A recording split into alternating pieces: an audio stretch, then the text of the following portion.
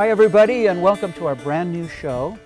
I'm Brent Keast, and today we are talking to Dianne Greenaway, who is the founder of Tent City. Now, I'm kind of a new guy to Atascadero, so what is this Tent City all about?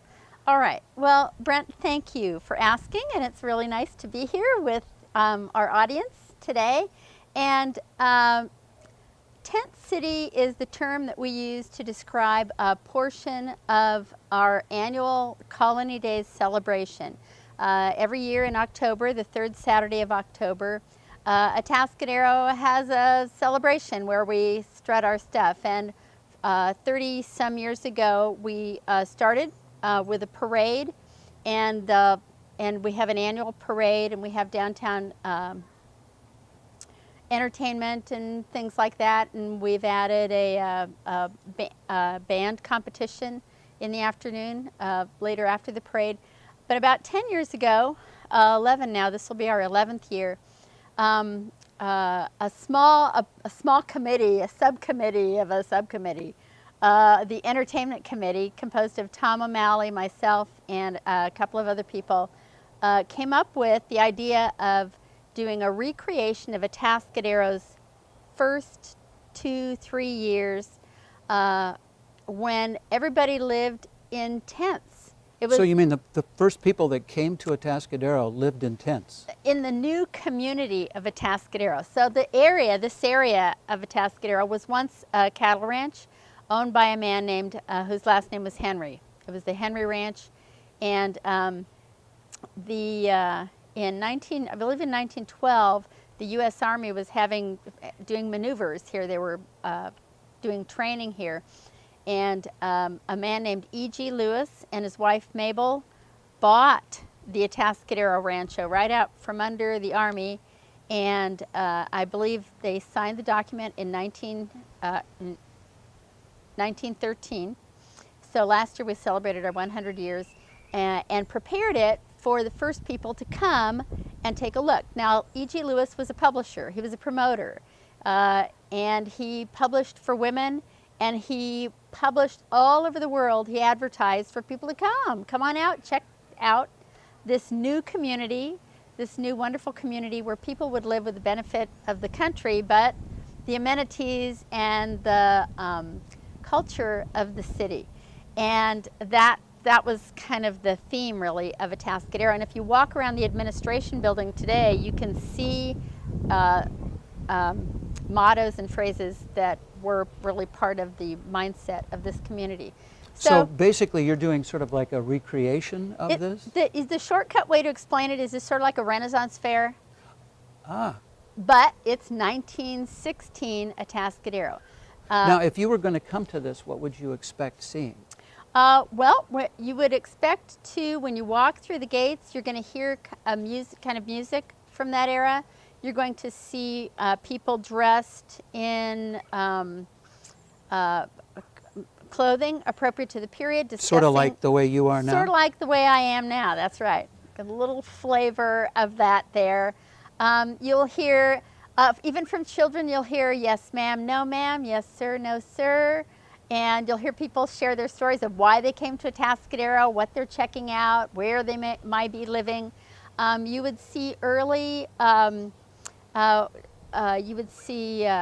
things like you might visit the bank, the land office. We've got a land office, a barber, a blacksmith, ice cream parlor. E.G. Lewis was a big one for people coming, staying. This was a place where people could stay. There were no hotels built in. It was pre-construction, but a place where people could stay while they checked the area out, or while they stayed while their homes were being built. And it was really pretty clever, pretty good idea. And he arranged for games and things like that for the children and for people to have a good time. It started in 14 and finished in 16. So that 2-year span. 1916. 1916. We've chosen 1916 because that was the year that the Atascadero News first started. So we have newsies who sell newspapers. So that's something else people can expect to see is newsies yelling, paper, get your paper, 2 cents a copy, which is what the Atascadero News sold for. So now you have tents, and you Yeah. have. Do you have anything else? You have entertainment going on? We do, yes, we do. We have live music, musicians, and we have a sing-along. We have opportunities for people to dance. People are serenaded. It's fun. We also have games. We have three-legged races and pie eating contests, and So the whole family would enjoy doing this. very, right? very much. Oh. Yeah. Some of my favorite stories, Brent, really are for people who go and bring their kids and they see their children's reaction to it and Yeah. become sold on the whole event. We love having, we have a laundry. It's an old-fashioned laundry, and kids are like, Or doing the they're using the wash tub, Wow. washboards, and they're having such a good time. And Wow. getting, what we would really like is for people to experience as much of life at that time as we can. And Now, with all of this going on, what does something like this cost? I mean, in terms of admission. admission, this is free for Absolutely the public. free. Yeah, it's free for the public to attend. Yep. First of all, we're in Charlie and Annette Carlin's wonderful garden, and we're going to shoot some of the flowers that have just popped Nice. out. And we'll put some kind of graphic up on the screen so you can see exactly what the dates are. We'll give you a web page and all that sort of thing. I can tell you it's always the third Saturday of October. Okay, so make sure you put that aside as the third Saturday in October. That's now, right. You're sort of not only the founder, but you're the producer, right? Yeah. Yes. What does the producer do? Worry a lot, I know. The producer finds people, Uh-huh. basically. So you're looking for volunteers also then, We right? totally recruit. We really do. Like a show, there's kind of a niche for everybody. No matter what a person's talent or interest, we can find a spot for them to fit in. And people are kind of attracted to that, recreating history by way of costume or by way of explaining things. Or just partaking of the spirit of community, like that. So you don't have to live in Atascadero. You can be anywhere in SLO County. No, that's really true. And a lot of people like to perform, and this sort of gives them a chance, doesn't it? It does. Well, it's so funny you should say that because in the very first discussion about this whole thing, when Tent City was just like thought up out of thin air. I remember Tom turning to me, Tom O'Malley, who's he's our the mayor now. mayor, yeah, yes. He's the mayor of Atascadero now, and at that time he turned to me and he said, "Well, Diane," he said, "what can actors do?" Because I'm a drama teacher, and he said, "What can actors do?" And I said, "Well, they can bring to life people from the past," and so really. Then it was after that, sometime after that, that we thought of this idea, here's how Atascadero started, could we recreate that? And at that moment, I'm not sure what Tom was thinking, but to my head sprang a Renaissance Fair-like deal, which was, I think, a great thing. And so then the stories to go with that are really interesting, because we had no budget, it never happened before, anything like that.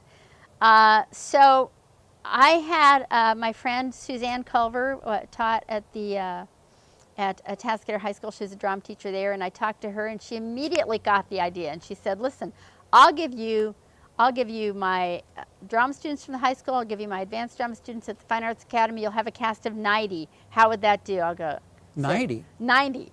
So Yeah. is that how many people you're going to have in this particular? Well, I had 90 kids. Oh, And I never know how many for sure, but I think once you count all the exhibitors and the entertainers, as well as the actors that are out and about, we're over 100. And I think when you count, we're somewhere between 100 and 200. wow. And my dream would be to have 200 people who are players playing different, and this is what we don't have. We don't have yet stories that are written that are recreations, little vignettes from our actual history. I think the material is there, but we need some people who just can't stand not knowing and ferret that out and recreating little scenes with that. We'll put up on the screen how you can get involved. And then, of course, you know, this is the new media, the world of the new media. So we're going to ask you to link this to Facebook and link this to, send it to your friends. And if you think that anybody's going to be interested in this sort of thing, we'll have them link it. You can be part of the whole thing just by letting 20 people know. Be wonderful. Totally great. Well, Dianne Greenaway, it was great to talk to you. I certainly respect what you're doing. And we certainly hope that we can get people in greater numbers and more volunteers out for this sort of thing. Thank you very much, Brent.